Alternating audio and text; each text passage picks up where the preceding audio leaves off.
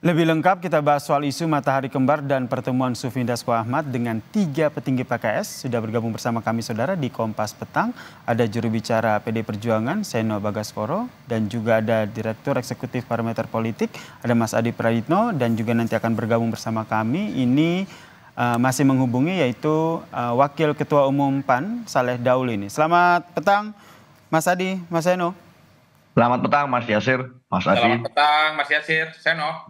Ya, saya ke Mas Adi dulu. Mas Adi, kalau kita lihat kan menteri-menteri dan juga Gerindra sendiri sebenarnya sudah bantah soal isu matahari kembar ini. Tapi kemarin kita diperlihatkan dari caption ataupun foto yang diposting oleh Ketua Harian Gerindra Sufmi Dasko yang memposting foto bersama dengan petinggi PKS. Kalau dikaitkan dengan isu matahari kembar, kemudian dengan usai PKS ini melontarkan kritik ke menteri-menteri yang disebut Jokowi ini masih bos, begitu, apa yang Anda baca?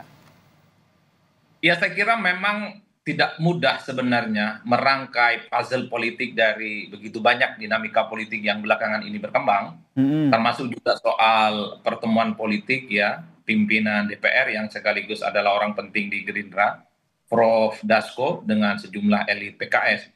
Tapi saya membaca ada kemungkinan dua hal. Pertama, memang dalam politik itu kan tidak ada yang kebetulan. Pasti ada konteks politik yang selalu dikait-kaitkan. Publik mengaitkan pertemuan antar pimpinan elit itu sangat mungkin dikaitkan dengan statement dan pernyataan Mardhani Alisera beberapa waktu yang lalu terkait dengan kekhawatiran munculnya matahari kembar, terkait dengan sejumlah menteri, wakil menteri yang berdatangan ke Solo.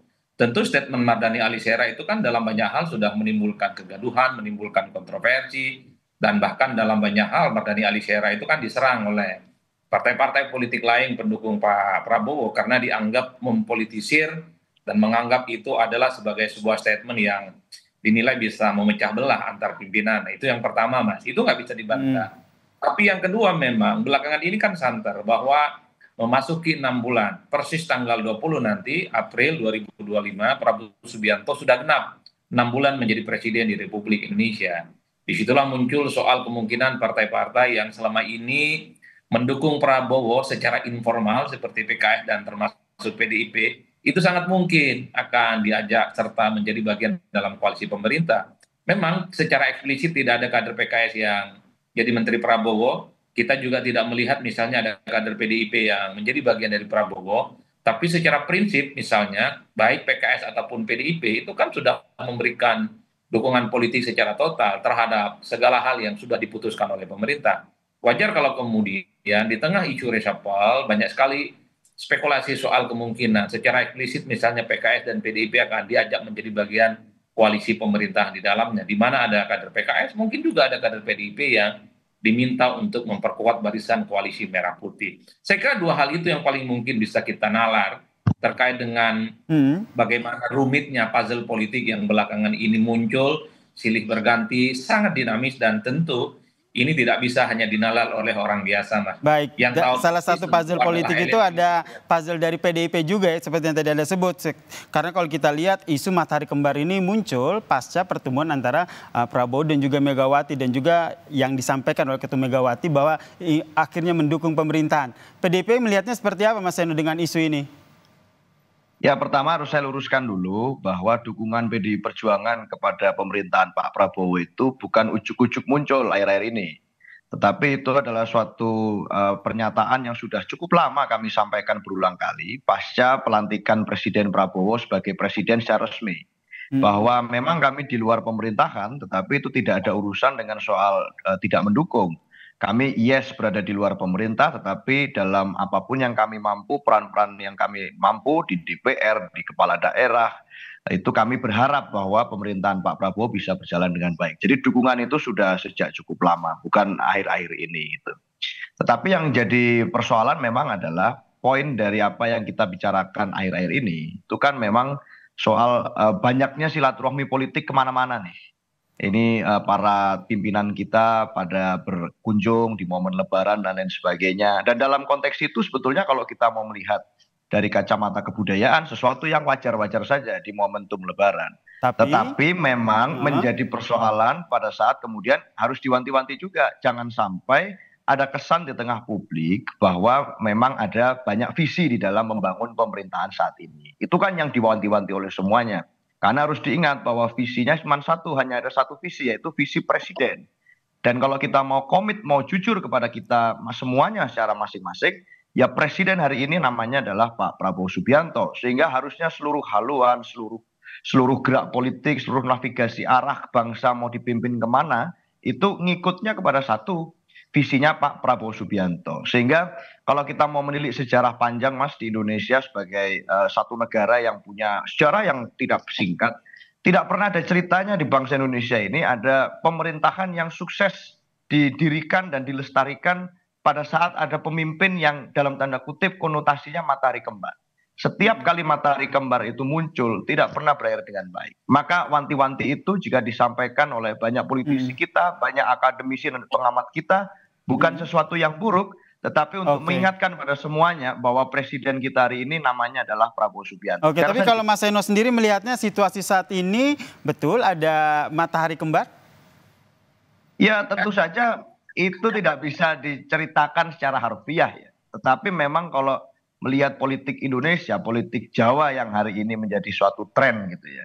Itu kadang-kadang kan sen kiri belok kanan, kadang-kadang sen kanan belok kiri. Seakan-akan patuhnya loyalitas tunggal ternyata ada loyalitas ganda. Nah, hal-hal semacam ini biasanya akan bisa diketahui secara gamblang setelah lewat.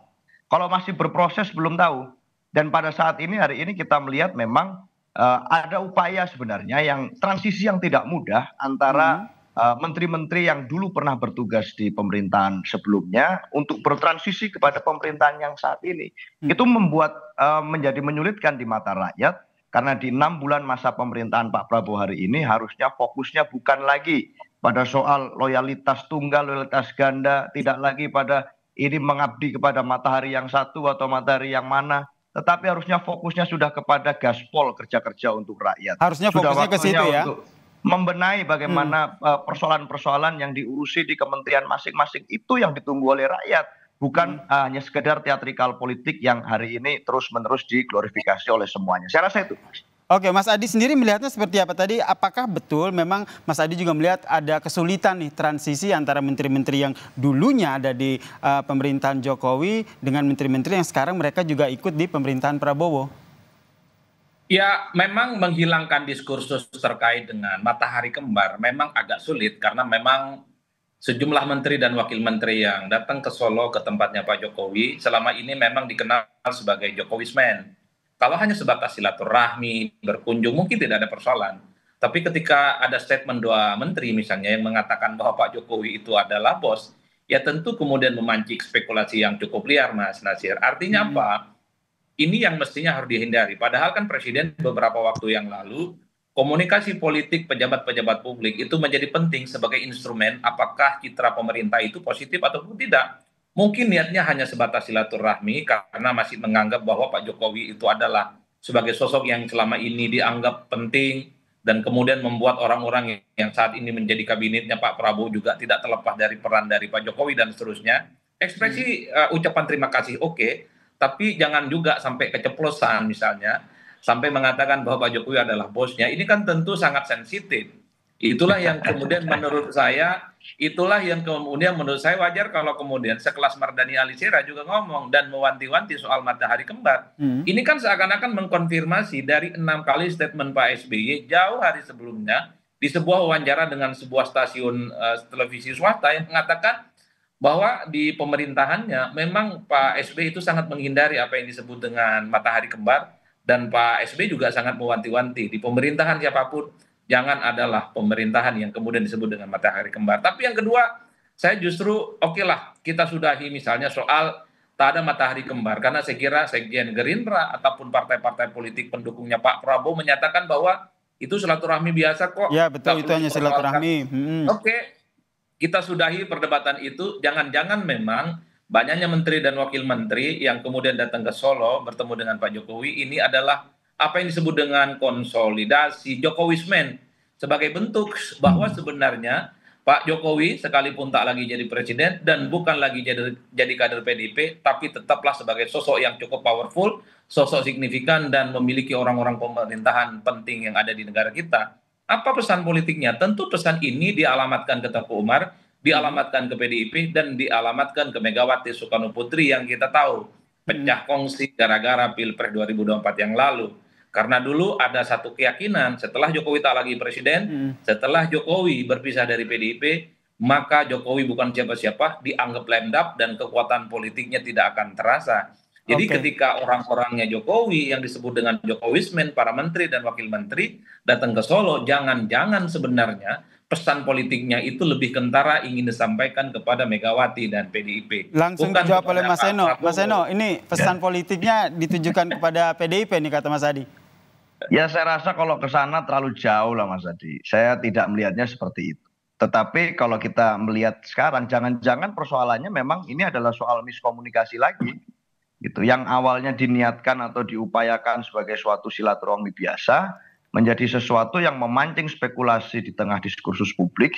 Karena ada sebutan bos itu tadi.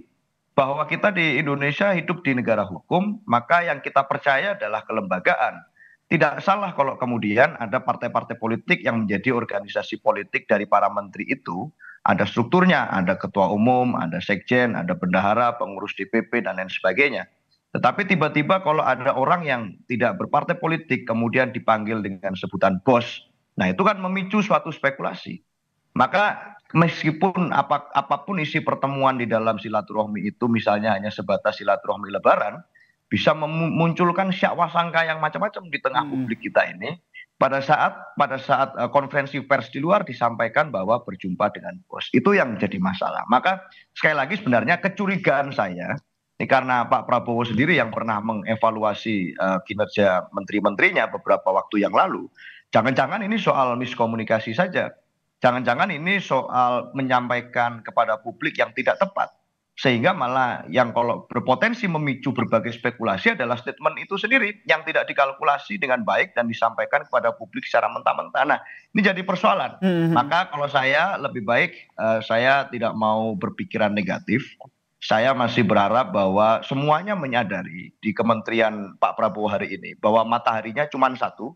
Mataharinya namanya Presiden Prabowo Subianto yang punya visi, punya concern, punya kerja-kerja geopolitik yang hari ini sedang dilakukan.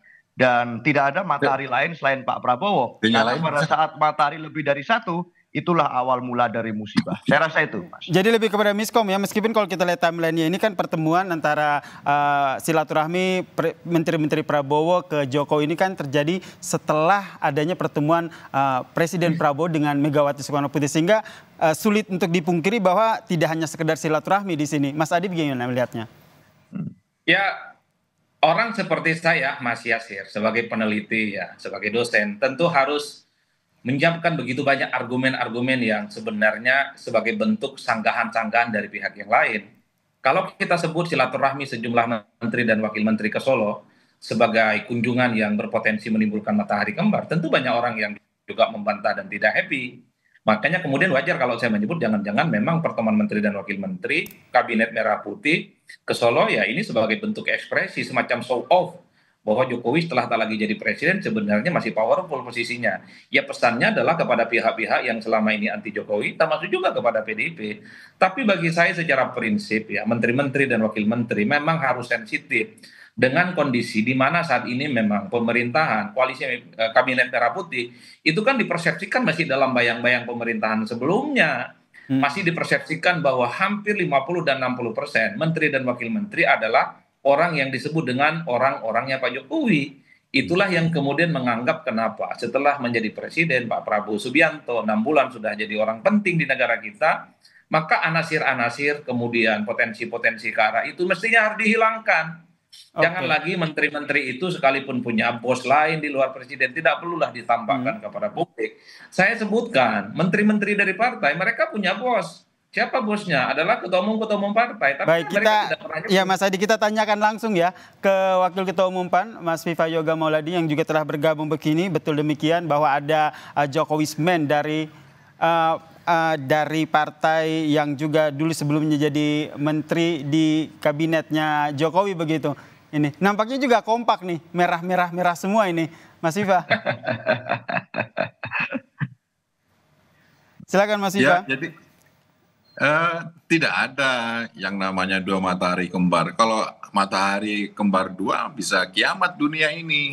Dalam pemerintahan Republik Indonesia, matahari itu hanya satu, presiden yang terpilih secara konstitusional, yaitu Presiden Prabowo Subianto. Kalau kemudian ada beberapa menteri berkomunikasi seperti Bang Zulkifli Hasan dengan Pak Jokowi, itu kan dalam rangka sawalan, Idul Fitri, mengajak keluarga. Saya rasa hubungan kekeluargaan itu jangan kemudian menjadi penghambat dan ditafsirkan secara jauh bahwa itu adalah menyangkut soal kewenangan. Tidak, soal kewenangan, tugas, pokok, fungsi, tetap Presiden Prabowo sebagai presiden terpilih, sebagai satu-satunya matahari di Republik Indonesia yang melakukan pekerjaan konstitusional dan bertanggung jawab terhadap masa depan Indonesia. Jadi sebenarnya kalau kemudian tafsiran dari masyarakat bagaimana cara berkomunikasi elit-elit partai, elit-elit politik nasional di dalam mengembangkan toleransi, mengembangkan silaturahmi, berdiskusi, itu kemudian jangan ditafsirkan melampaui kewenangan. Tidak, menteri-menteri sebagai pembantu presiden terpilih secara konstitusional tetap menjalankan tugas-tugas konstitusionalnya. Jadi kalau kemudian ada tafsiran bahwa ada dua matahari kembar di Republik Indonesia, itu ya saya rasa sangat jauh sekali. Sangat jauh ya, meskipun sangat jauh sekali. Spekulasi itu muncul, Mas Viva, kalau spekulasi itu muncul kan karena kalau kita lihat timelinenya, pertemuan itu silih berganti setelah adanya pertemuan Prabowo dan juga Megawati. Kemudian dalam sesi wawancara sejumlah menteri menyatakan bahwa Jokowi masih bos saya, Jokowi masih guru saya. Nah, hal-hal ini yang akhirnya menimbulkan spekulasi tersebut. Anda melihatnya bagaimana? Ya, kalau dibilang sebagian yang menyatakan sebagai guru, ya tidak apa-apa. Tapi kalau sebagai bos dalam menjalankan fungsi ketatanegaraan, ya tidak boleh. Karena Presiden Prabowo sebagai presiden yang terpilih dalam pemilu secara konstitusional, itu satu-satunya pemimpin nasional yang mengendalikan terhadap tata kelola negara dan pemerintahan. Kalau kemudian tafsiran dua matahari kembali itu seakan-akan sesuatu yang hiperbola, yang dilebih-lebihkan dan mengarah ke halusinasi gitu loh. Mengarah ke halusinasi. Jadi kalau bilang guru boleh tapi bos nggak boleh begitu ya? Ya jangan dong, karena para menteri sebagai pembantu presiden harus menjalankan tugas-tugas kementerian dan lembaganya dan menjalankan visi misi Presiden Astacita. Kalau kemudian ditafsirkan bahwa dengan adanya silaturahmi sawalan itu menjadi bagian dalam pelampauan kewenangan tugas dan fungsinya di kementerian, ya saya rasa itu terlalu jauh dan dilebih-lebihkan lah, hiperbola itu namanya. Oke, saya ke Mas Adi. Mas Adi, terlalu jauh, terlalu hiperbola begitu. Jika kita kaitkan timeline demi timeline pertemuan pasca Lebaran ini, jika kita kaitkan dengan isu adanya matahari kembar. Enggak, yang bilang matahari kembar itu kan bukan saya, Pak Mardhani Alisera. Dan memang ya, betul. beberapa, dan akhirnya Pak Mardhani Alisera akhirnya ketemu juga begitu ya dengan tim Gerindra begitu ya. Tapi Mas Yasir, tapi pernyataan Pak Mardhani Alisera ini kan sebenarnya mengkonfirmasi ada sesuatu yang sebenarnya janggal lah dalam komunikasi politik para elit. Kan tidak ada yang mempersoalkan silaturahmi politik dengan siapapun. Tapi sebagai pejabat publik memang harus hati-hati bahasa dan statement-statement politiknya. Masa iya sih menteri dan wakil menteri kemudian mengatakan ada bos lain di luar presiden? Kan itu yang diributkan. Wajar kalau kemudian banyak pihak yang meminta menteri-menteri yang kayak gitu harus ditegur, jangan lagi diulang. Saat ini presidennya cuma satu, Prabowo Subianto, bukan yang lain. Itulah yang saya sebutkan. Kalaupun toh ada pihak-pihak tertentu yang ingin menunjukkan bahwa dirinya masih kuat, masih powerful, dengan cara misalnya mengonsolidasi para menteri di kabinet Pak Prabowo, Sorry itu harus saya katakan, ini tidak akan mengubah apapun kok. Yang jadi presiden di negara kita tetaplah Prabowo Subianto, bukan yang lain. Yang bisa mengorkestrasi kepentingan politik, kebijakan politik di masa-masa yang akan datang, itu hanyalah Pak Prabowo Subianto. Maka dari itu Sekjen Gerindra Sufmi Dasko Ahmad bertemu langsung dengan PKS dan memposting itu di media sosial. Ini salah satu upaya untuk meredakan isu matahari kembar itu, Anda membacanya begitu? Betul, kalau mau jujur sebenarnya, kalau hanya untuk sebatas meredakan itu terlampau sepele ya. Saya kira ada persoalan lain yang sepertinya jauh lebih serius. Kenapa para pimpinan partai, Pak Sufmi Dasko dan pimpinan-pimpinan PKS bertemu? Jangan-jangan memang ada kaitannya dengan persoalan reshuffle. Karena kalau mau jujur Mas Yasir, pernyataan Mardhani Alisera itu kan tidak dibela oleh PKS. Bahkan menganggap Mardhani Alisera itu hanya sebatas individual, statement-statementnya tidak mewakili partai, dan bahkan disebut oleh PKS bukan lagi menjadi pengurus yang tidak terlibat dalam keputusan-keputusan penting. Artinya apa? Pernyataan soal matahari kembar yang disampaikan oleh Mardhani Alisera itu justru tidak mendapatkan dukungan apapun termasuk dari partainya. Kalau Bang Viva misalnya tidak mendukung, Gerindra tidak mendukung, dan partai lain tidak mendukung pernyataan Mardhani Alisera, cuman agak kacau kalau partainya sendiri tidak mendukung pernyataan Mardhani Alisera, itu menurut saya agak kacau. Oke, baik, kita nantikan ya apa makna dari pertemuan Dasko dengan petinggi PKS dan dinamikanya seperti apa nih. Apakah isu matahari kembarnya akan berlanjut atau sudah diredam. Terima kasih Mas Adi Praditno, Direktur Eksekutif Parameter Politik. Kemudian ada Mas Viva Yoga Mauladi, Wakil Ketua Umum PAN, dan juga ada Mas Seno Bagaskoro, juru bicara PDIP, telah bergabung bersama kami di Kompas Petang. Salam sehat semua.